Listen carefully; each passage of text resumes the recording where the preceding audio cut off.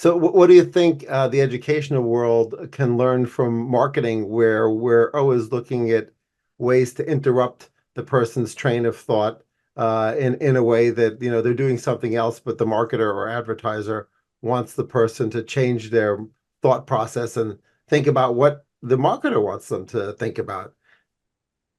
Yeah, I mean, I think in education there's a goal, and there should be a goal of getting people's attention and doing something that's going to be meaningful and relevant to them and will resonate with them, and they can see how this is going to help them. And that's a little bit of a change conceptually from kind of a lot of the schools that people grew up in. I mean, you actually went to a non-traditional school when I was a kid and had a really nice experience that wasn't like this, but a lot of, traditional schools, you're kind of, it's a chore. You got to be there.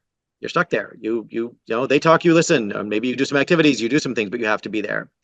And, more and more education can and does need to work harder at getting people's attention and making sure that they feel that it's meaningful and relevant to them. And, I think the way to do that is by authentically being meaningful and relevant to them. And so, there's a tendency, I think, sometimes for traditional educators to maybe shake their heads a little bit. Well, we don't really want to get into marketing. What we have is great content that stands on its own.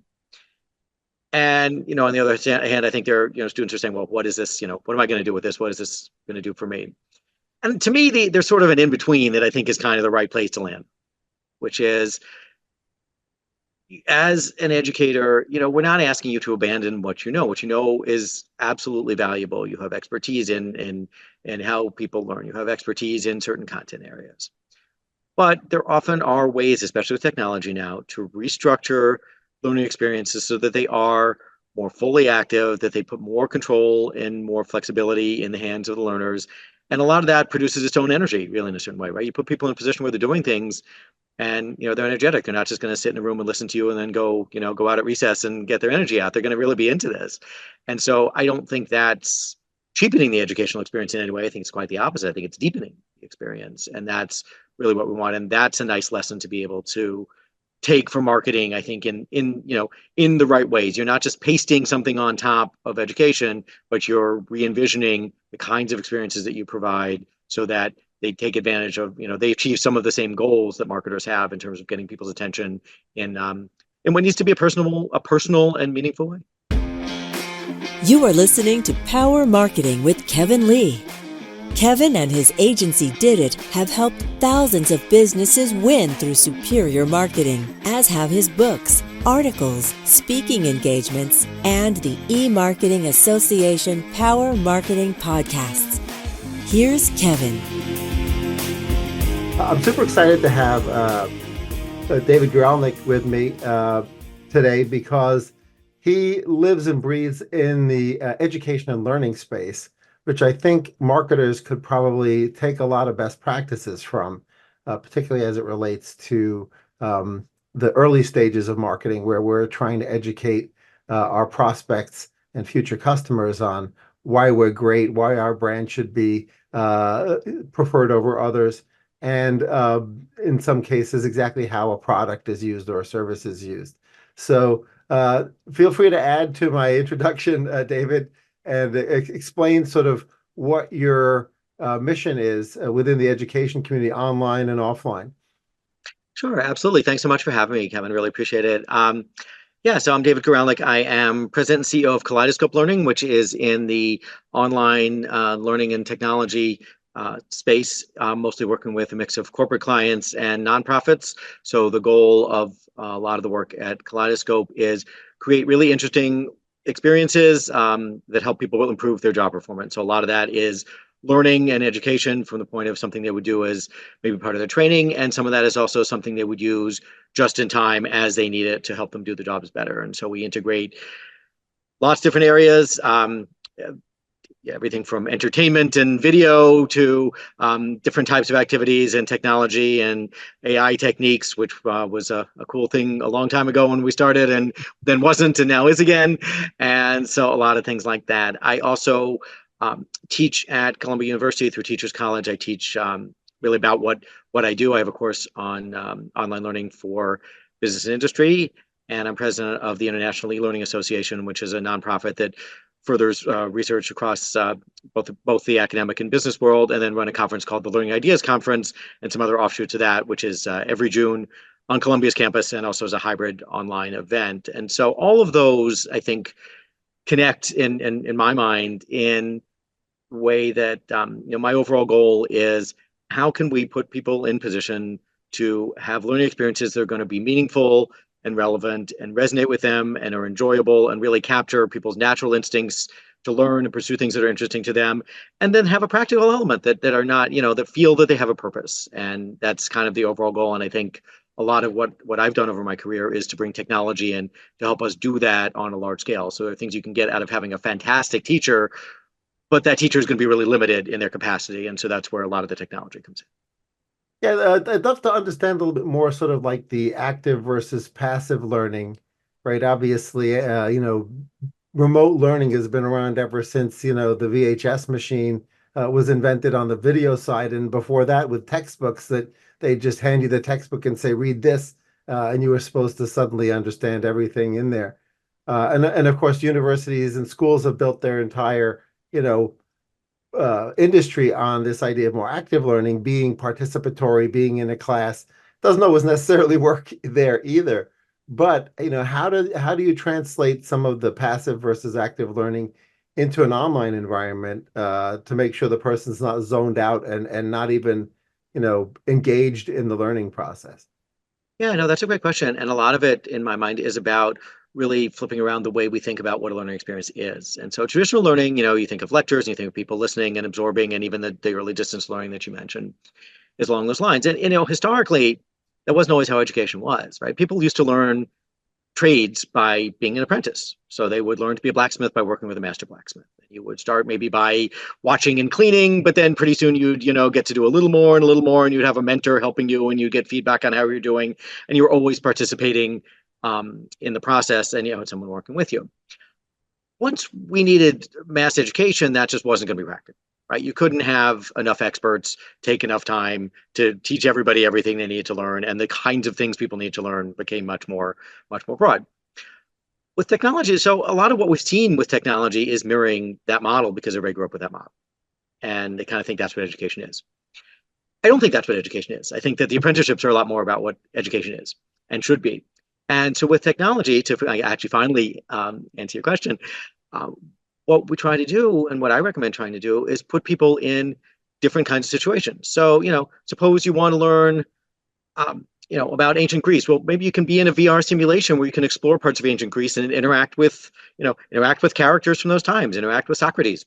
You can do that with technology. And when you build, there is certainly a cost, but once you've built something, you can serve an audience of 1 or 100 or 100 million or whatever it takes. And that's really where the efficiencies come in and why this becomes a practical model. So the idea of taking technology and putting people in really interesting situations, and even in the corporate world, we've done a lot of customer service training. And people who've sat in classes and listened to sort of, maybe they see some videos and they listen to some, lectures and they hear about the principles of customer service and whatever, and all that's fine. And they're probably zoning out half the time, even though it's, some of it's kind of interesting. And what we did, and this is starting back in the 90s and continues to today, is put them in situations where they're in much more of an immersive learning experience. You are working at the return desk, customers coming up to you in video. And then we script these characters so that they're realistic but really interesting. So people do a lot of, our teams will do a lot of study of what really happens. They'll, they've even gotten to shadow, technically actually shadowing, sitting in the shadows and watching customer service interactions and surreptitiously taking notes on things. And so you put people in a situation where you're learning customer service by interacting with a really interesting video character in the way that you would in real life, or a really interesting VR character in today's world, and getting even more and more interesting. And you get guidance and feedback on what you do. And so this really changes, among other things, the energy level, right? It's so easy to sit and zone out when you're just bored.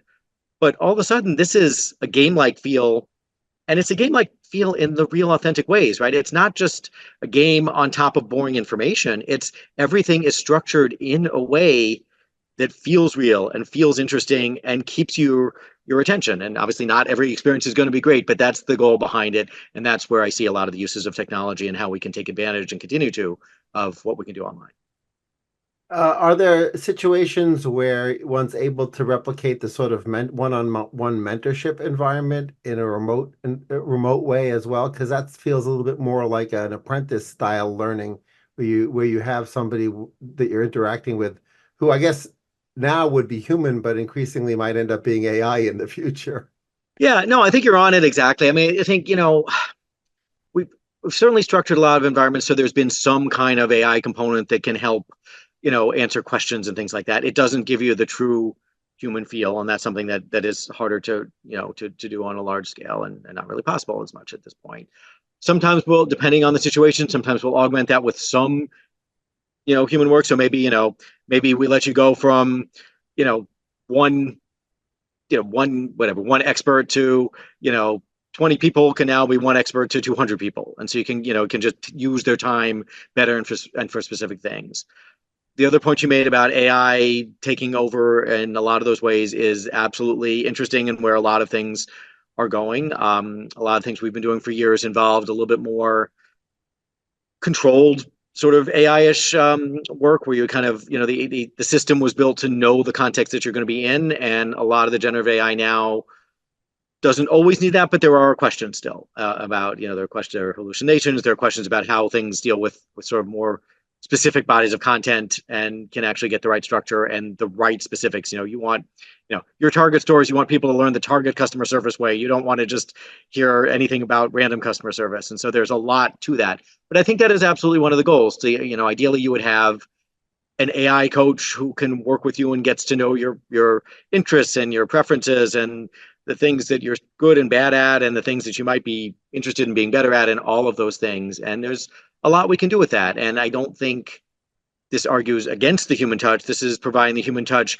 instead of the passive learning approach rather than the human, this is something closer to a human touch instead of a passive cold technology approach, as opposed to replacing human. I think we still want to leverage the human touch when we can, but it's not always that practical.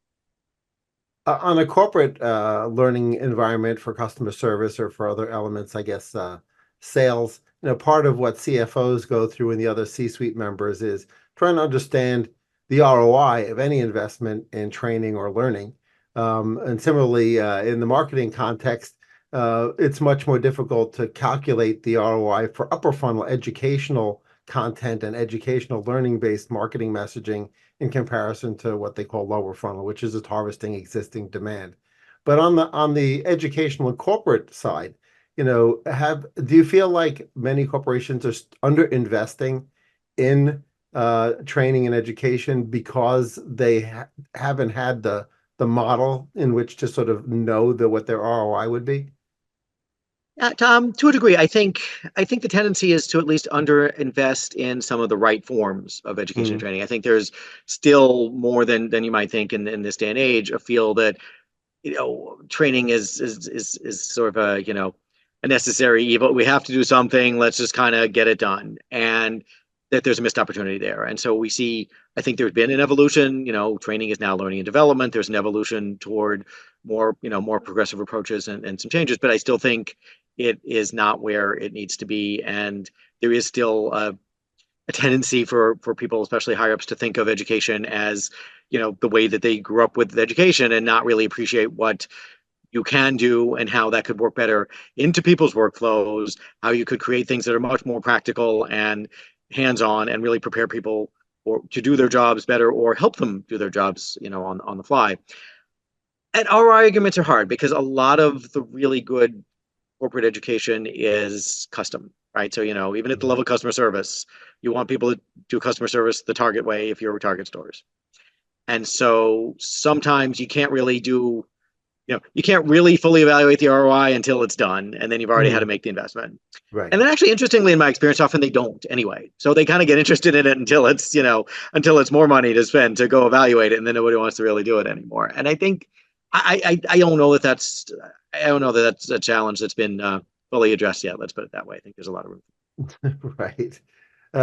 So what do you think the educational world can learn from marketing, where we're always looking at ways to interrupt the person's train of thought in a way that, they're doing something else, but the marketer or advertiser wants the person to change their thought process and think about what the marketer wants them to think about.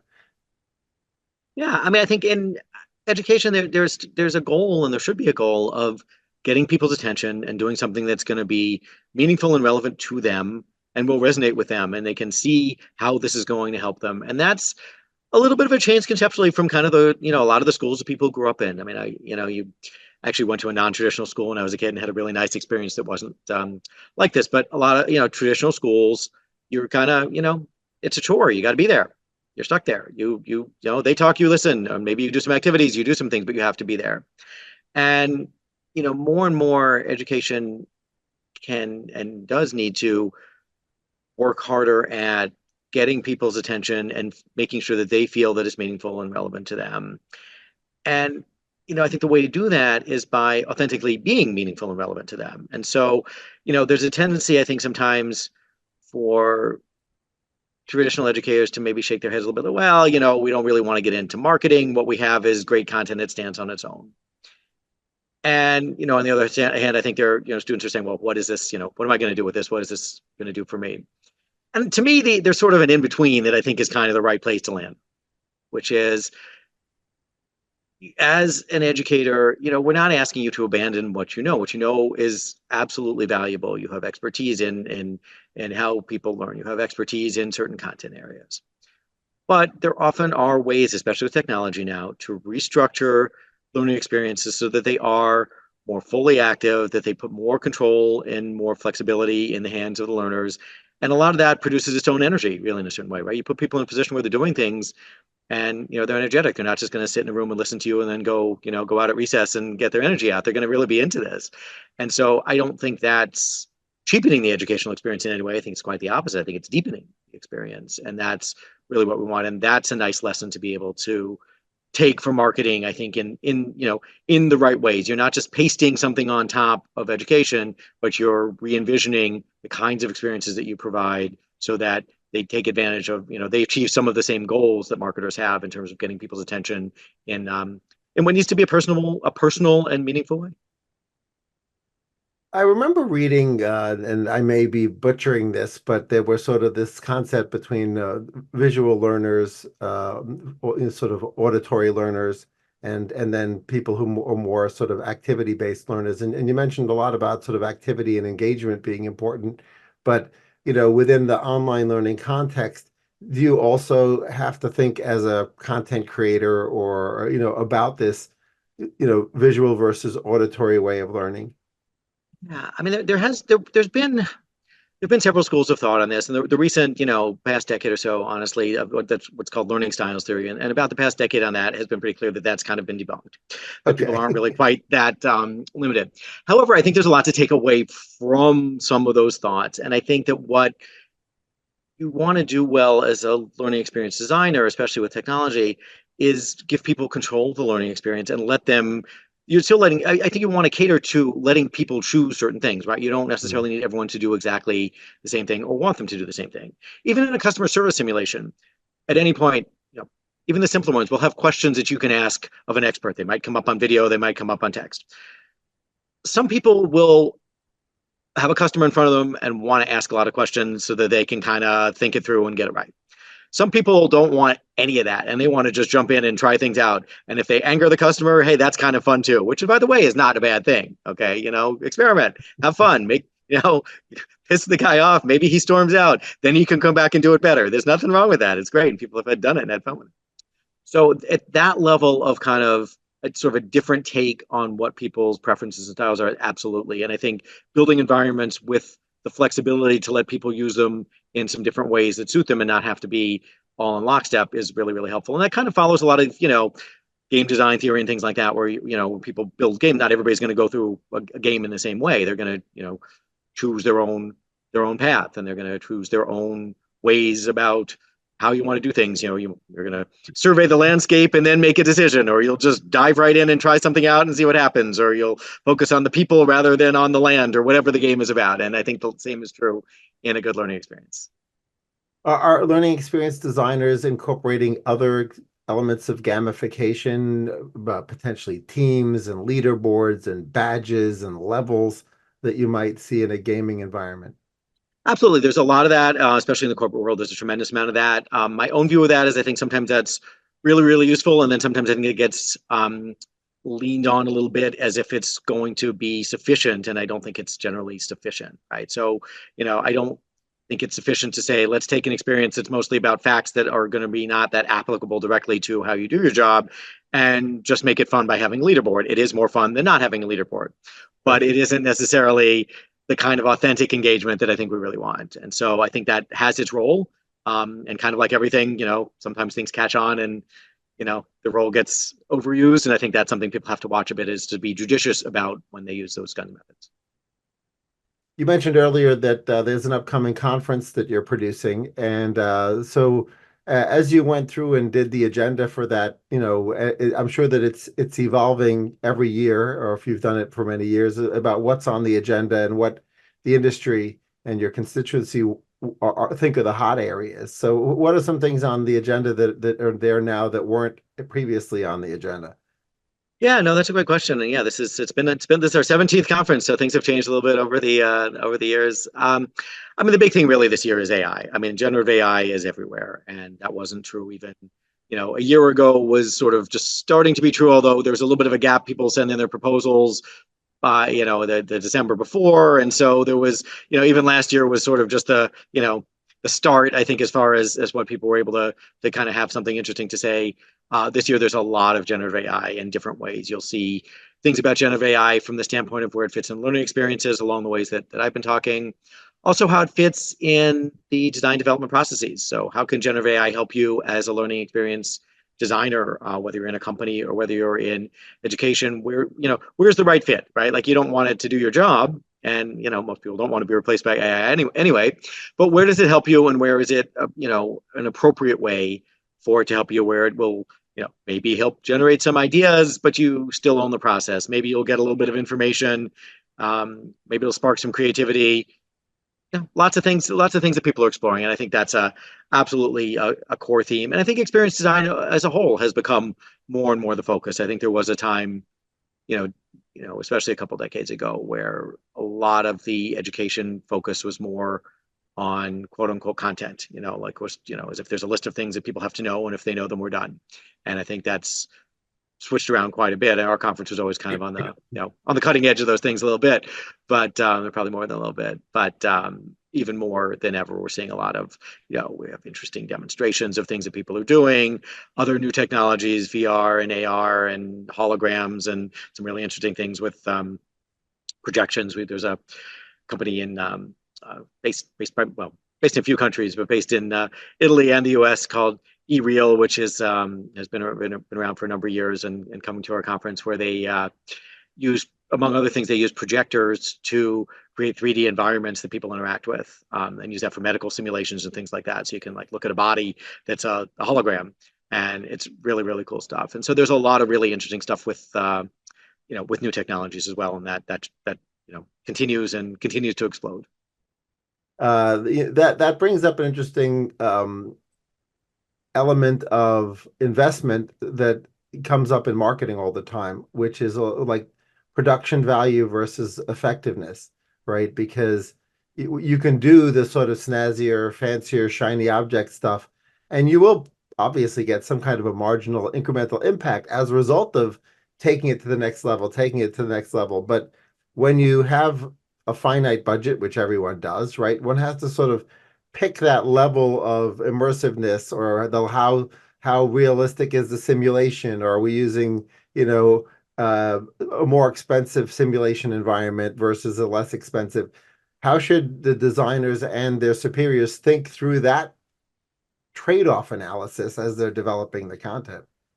Yeah, no, that's a great question. And I think a couple things for me. So first is, from the design standpoint, I tend to encourage people to think big first and scale back, right? So you're going to be aware of constraints. There are going to be practical constraints. As you said, everybody's got a budget. Everybody's got practical constraints in terms of, even what technology they have available or people could even get to. And people aren't, the thing that I mentioned with the projectors needs a room. You'd have to have a room, and people go to the room, as opposed to a lot of the online things we do, which are, you can be on any computer or any, a tablet or whatever.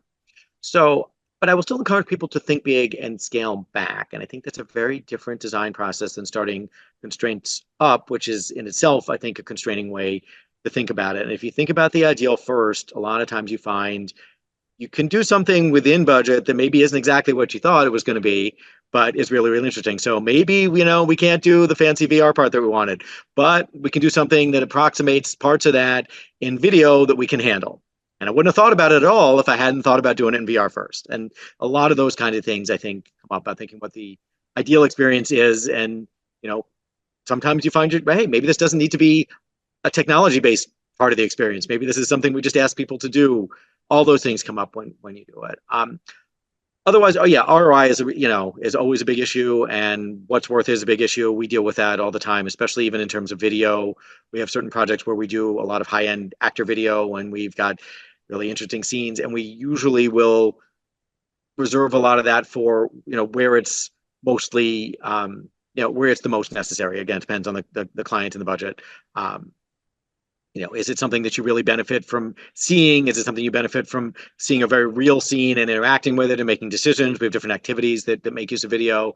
Sometimes you don't need all that. We've done things with illustrations and photos that are, they're much simpler, depending on that. The other big issue is in terms of just in terms of where the budgets come from is what's the level of customization and what's the scale, size of the audience, right? So, if you've got 10 people, you're probably not going to do a lot of this. If you've got 100,000 people or a million people, it's probably going to be worth your while. And, I would love to see more and more, and I think we're starting to, more and more things that are able to stand on their own. So it's a product that can be out there and people can, if you have a medical simulation, a lot of that, the one I know about was done for, a particular medical school, but how much of that is specific to that medical school, right? Probably not that much. And so, there's a lot of things you can do where if you can get the right budget to do something that's going to be for, more for the market, you put yourself in a different situation. And I think we'll start to see more of that. Plus the cost of technology start to come down. The new Meta Quest, the latest version of the Meta Quest headset is, has great gesture control. So I guess Quest 3 now, and that's, much more affordable than, for that level of technology than previous versions. So there's another aspect of that as well, is that some things that are, things will often go from, demo version to, small, very well-funded, target audience to becoming more mainstream. And as new technologies themselves become more mainstream, there's more we can do. I had a guest on previously who's an actor, actually, Ed Kerr, and he has an app called Practice, which, used a lot of what he had, used in his acting environment of just constantly repeating one's script and using self-feedback to improve oneself.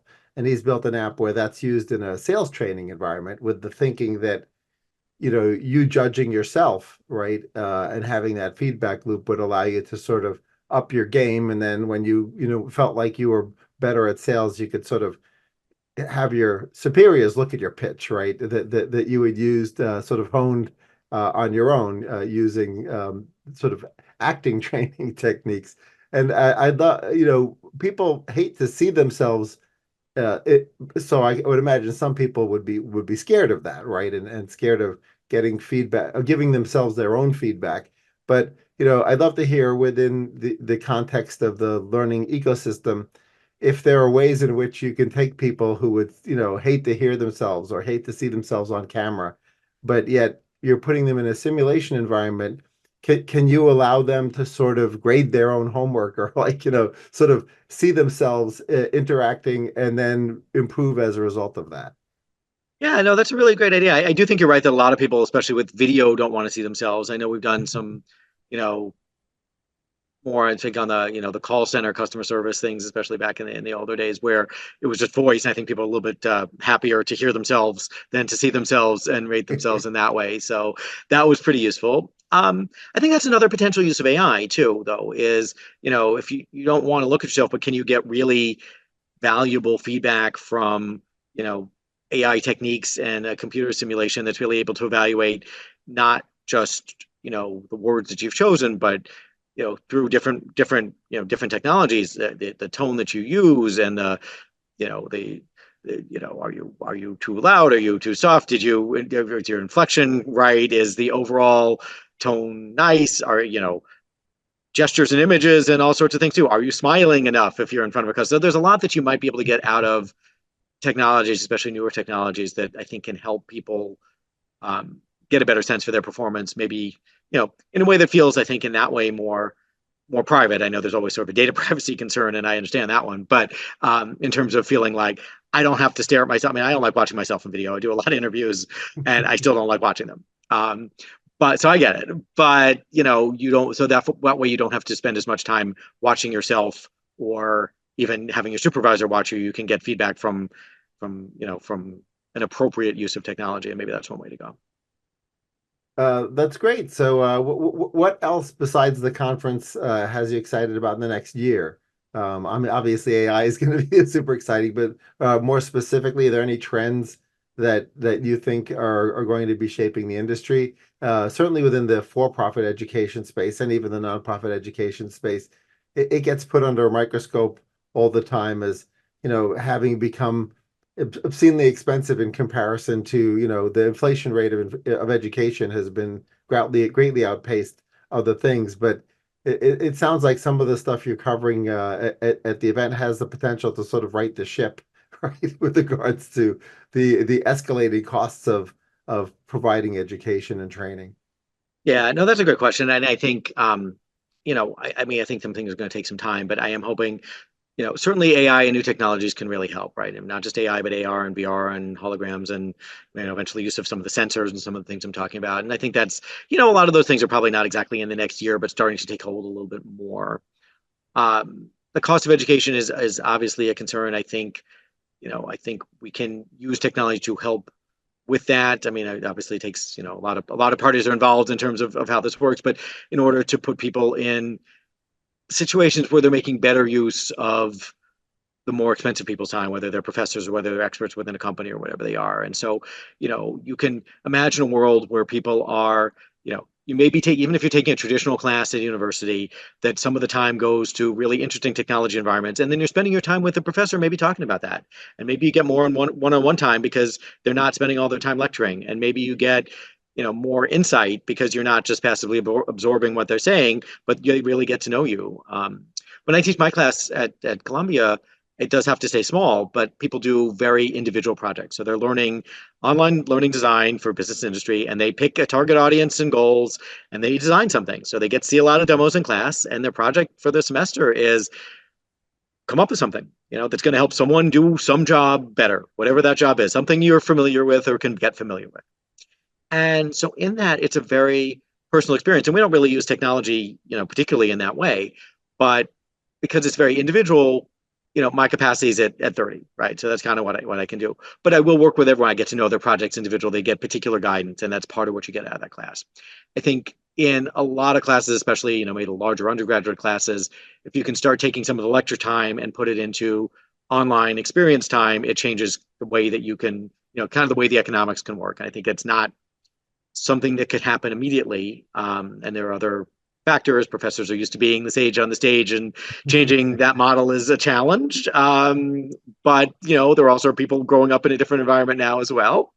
So I think there's a lot there. So yeah, I think we'll see a lot of things at the conference this year. We'll see a lot of different uses of technology, and I think a general movement toward, I guess what I would say is appropriate application and more meaningful, application and relevance of learning experiences. And I think that is a good thing. I think there's a little bit of a backlash now against some education, some experiences feeling like they're so disconnected from reality. And I think that, I think that's, gotten a little bit overblown and political in a lot of ways, but I also think there's some element of accuracy to it, and that we have to think about, especially in higher education, it doesn't mean you want to only learn practical tasks, right? It means you want to, and there are times where you're learning theory and you're learning, and you're discussing things and you're experimenting and exploring, and, sometimes that's even aimless, and that's good, right? I mean, I don't, college is a time for thinking about things like that, right? You're setting yourself up for the future. But tying more of what you learn to something in your life is generally, I think, a good thing. And again, there's always a balance to it. But put them in an interesting position. Say you want to learn about government, put them in a simulation where they get to run a city. Okay, you're going to get to a lot of interesting things. I wouldn't say that you want people to be in lockstep and have to do exactly the same thing. And you might want to just encourage really interesting conversations, but you're going to drive different kinds of conversations. And underlying it, people will feel like, hey, I kind of get, I get why I need to know about some of this. I get why voting matters. I get why, picking the right mayor matters, because look at, oh my God, look at the disaster I created in the simulation, and so you're going to get a lot of those things. And I think there's a lot of value to that. And I think even in terms of people's perception of, of sort of the ivory towerness of education can get altered a little bit without compromising what we do, but actually by strengthening what we do. Yeah, I'm looking forward both on the educational front, but also on the marketing front of seeing what people come up with from the AI augmented simulations perspective, because hypothetically, one could train an LLM on every lecture you've ever given, every paper you've ever written, every podcast or interview you've ever done. And, at 4 a.m. when a student has a question, maybe that simulation that's, AI driven does a pretty good job of answering questions in the same way that you did.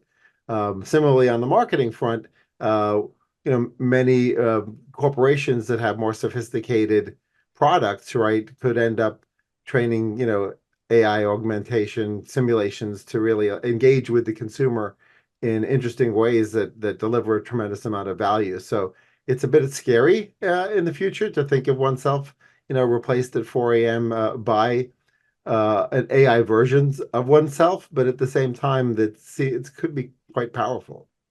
Yeah, no, I mean, I'm somewhat torn between, not wanting to be replaced, but also wanting to get a little bit more sleep. So I kind of see both sides of that one. Great. Well, thanks so much for joining me on the podcast. I really enjoyed our conversation and, learned a lot about the current state of education, and that the whole visual and auditory learning thing is debunked, which is good because I can erase that from my brain at this point. Okay. Thanks so much, Kevin. It was great talking with you. And thanks again for having me on. For folks who want to find out more about the conference, so where would they find that? Yeah, the conference is online. It's called the Learning Ideas Conference, and it's at learningideasconf.org. So learningideasconf.org is the best way to find that. The company is Kaleidoscope Learning, which you can Google. It's kaleidololearning.com, but it's also easy to Google. And the conference is June 12th through the 14th, and it's on Columbia's campus for those of you who are or can be here in New York and be available. And it's also a fully hybrid event.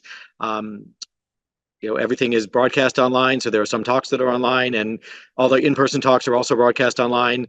All the online talks are broadcast in the venue.